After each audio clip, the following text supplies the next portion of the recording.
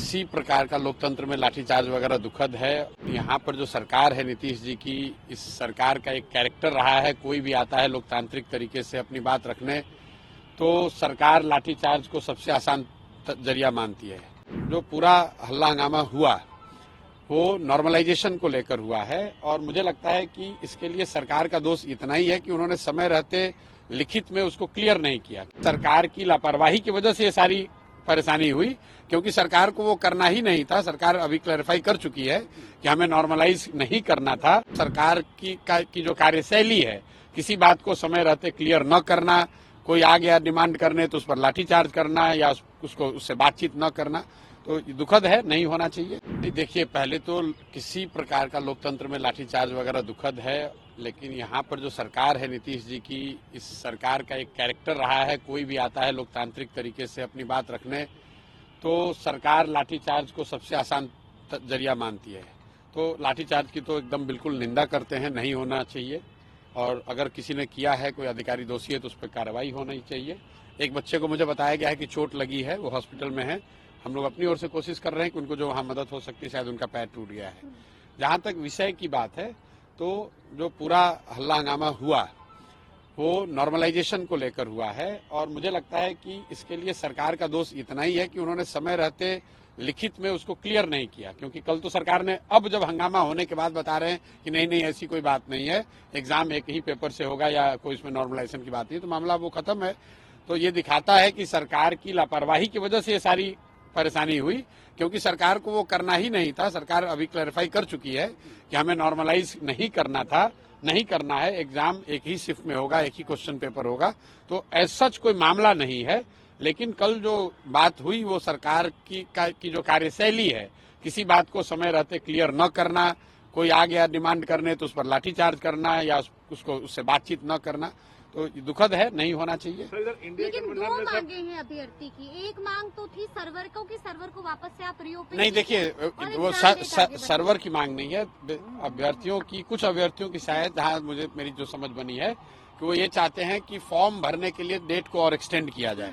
सरकार का ऐसा कहना है कि पहले ही एक बार डेट एक्सटेंड किया जा चुका है 20-22 दिनों के लिए।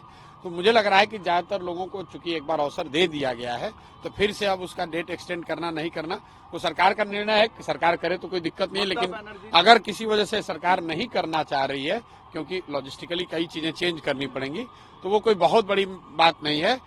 विद्यार्थियों पर या समाज के किसी वर्ग के बात पर, प्रोटेस्ट पर, उनके लोकतांत्रिक अधिकार पर लाठीचार्ज कराना वो एक तरह से गलत है।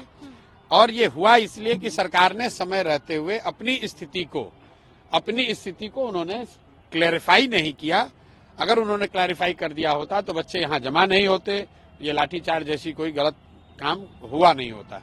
ममता बनर्जी ने कहा है कि अगर कांग्रेस नहीं लीड कर सकती है तो टीएमसी की जो लीडर है ममता बनर्जी, वो इंडिया ब्लॉक को लीड करेंगी। भाई, ममता जी सीनियर लीडर हैं, वो इंडिया कोalition वाले लीडर वाले जाने कि कौन लीड करेगा कौन नहीं करेगा, हम उस पर क्या टिप्पणी कर सकते हैं। कोई भी जो गठबंधन है, कोई गठबंधन या कोई कोalition है, ये उनका इंटरनल मामला है कि वो उसको कौन लीड करेगा। जहां तक हम लोग जानते हैं कि इंडिया अलायंस को कोई सच कोई एक व्यक्ति या दल तो कोई लीड कर नहीं रहा था। अभी जब पिछले 1.5-2 बरस से जब से इंडिया अलायंस बना है, उसमें कोई एक व्यक्ति को नियुक्त नहीं किया गया है कि कोई संयोजक के तौर पे। आप लोग तो देखा, नीतीश कुमार उस गठबंधन में थे, संयोजक बनने गए थे, लोगों ने इनको बनाया नहीं तो बेचारे रूठ के फिर वापस चले आए। तो इंडिया गठबंधन का कोई संयोजक अभी तो है नहीं। बाई डिफॉल्ट कांग्रेस चूंकि सबसे बड़ी पार्टी है तो कांग्रेस के नेतागण उसको चलाते हुए दिखते हैं। तो ममता बनर्जी जी ने अगर मांग रखी है तो इंडिया गठबंधन का मामला है, हम लोग उस पर क्या कह सकते हैं। चाहे समाजवादी पार्टी की बात हो, अडानी वाले प्रोटेस्ट पे पार्लियामेंट में उन्होंने साथ नहीं दिया।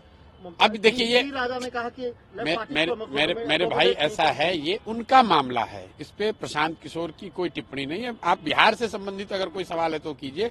वो इंडिया गठबंधन में कौन किसके साथ है, कौन लीड करेगा नहीं करेगा, पार्लियामेंट्री फ्लोर पे उनका कोऑर्डिनेशन और लैक ऑफ इट का जो मामला है, उसमें हमारी कोई टिप्पणी नहीं। ममता बनर्जी नीतीश कुमार को फिर लाने में कामयाब हो पाएंगी क्या? भैया ये जाके, अरे भैया, नीतीश कुमार खुद नहीं जानते हैं कहाँ रहना है, ममता बनर्जी उनको क्या लायक है। महाराष्ट्र में लैंडस्लाइड विक्ट्री हुई है एनडीए की, कैसे देखते हैं इस फैसले को, जैसा मैंडेट मिला है महाराष्ट्र में? भाई हरियाणा और महाराष्ट्र ये दिखाता है कि जो लोग भी विपक्ष की राजनीति कर रहे हैं, जो भाजपा को हराना चाहते हैं, उनको लंबी और कड़ी मेहनत करने की जरूरत है।